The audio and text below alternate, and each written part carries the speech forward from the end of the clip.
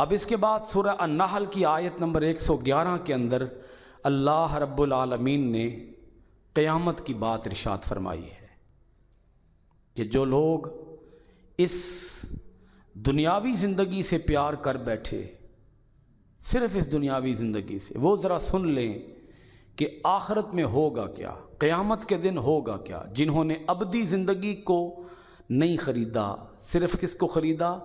دنیا کی زندگی کو خریدا، ان کا حشر کیا ہوگا، یہ بھی اللہ پاک نے ساتھ ہی بتا دیا۔ فرمایا یوم تأتی کل نفس تجادل عن نفسها وتوفى كل نفس ما عملت وهم لا يظلمون۔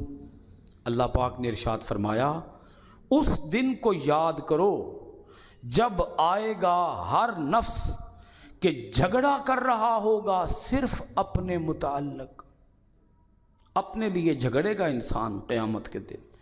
وَتُوَفَّى كُلُّ نَفْسٍ مَا عَمِلَتْ، اور پورا بدلہ دیا جائے گا ہر نفس کو جو اس نے کیا ہوگا، اور ان پر کوئی ظلم نہیں کیا جائے گا۔ یہ آیت مبارکہ کئی چیزوں کو عیاں کر رہی ہے۔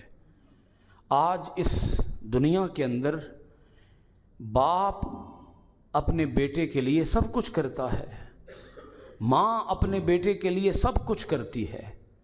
ماں باپ وہ کون سی قربانی ہے جو اپنی اولاد کے لیے نہیں دیتے؟ ہر قربانی دیتے ہیں، اپنی اولاد کے سارے لاڈ نخرے ناز اٹھاتے ہیں، ان کے نخرے برداشت کرتے ہیں، ان کی خواہشات کو پورا کرتے ہیں، ان کے لیے بہت کچھ چھوڑ جاتے ہیں، ان کے لیے بناتے ہیں، جمع کرتے ہیں، جوڑتے ہیں۔ لیکن جب دن قیامت کا آئے گا تو اللہ پاک فرماتا ہے وہاں کسی کو کسی دوسرے کی نہیں ہوگی، صرف اپنی ہوگی۔ بولیے صرف قیامت کے دن ہر کوئی یہ سوچے گا، ہر کوئی جھگڑا کرے گا اپنے لیے، کیا؟ میں بچ جاؤں، بس صرف میں بچ جاؤں۔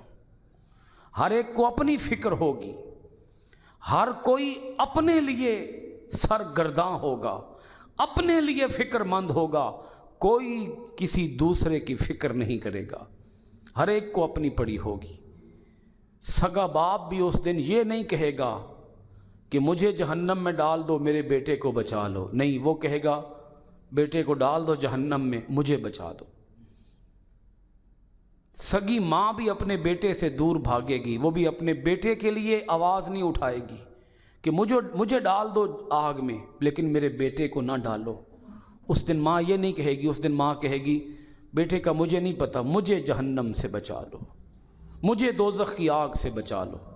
تو ہر کوئی اپنے لیے جھگڑے گا، ہر کوئی اپنی نجات کی، اپنی بخشش کی، اپنی کامیابی کی، اپنی جنتی ہونے کی بات کرے گا۔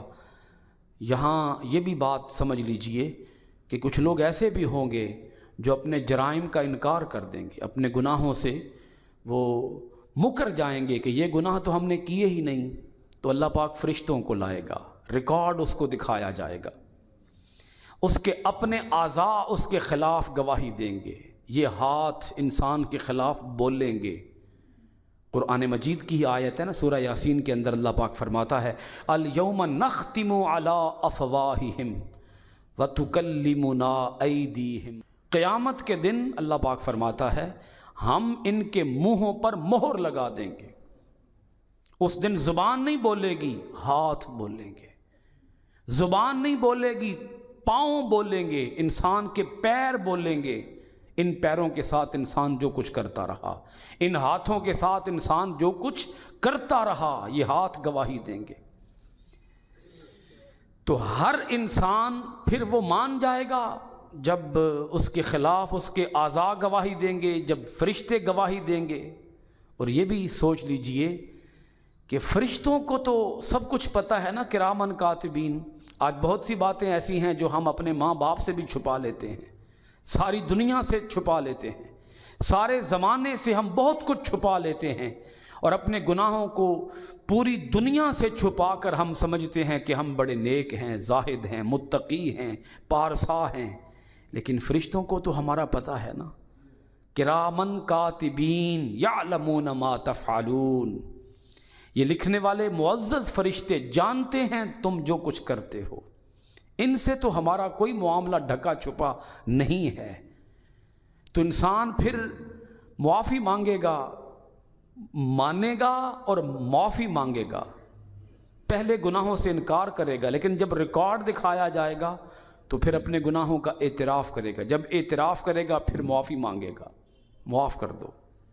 لیکن وہاں معافی کی کوئی صورت نہیں، وہاں کوئی صورت نہیں ہوگی معافی کی، وہاں اس دن انسان معافی مانگے گا لیکن اس دن کسی کو معاف نہیں کیا جائے گا۔ ہاں آج اگر کوئی یہاں معافی مانگے تو اللہ پاک فرماتا ہے مجھے تو توبہ بڑی پسند ہے،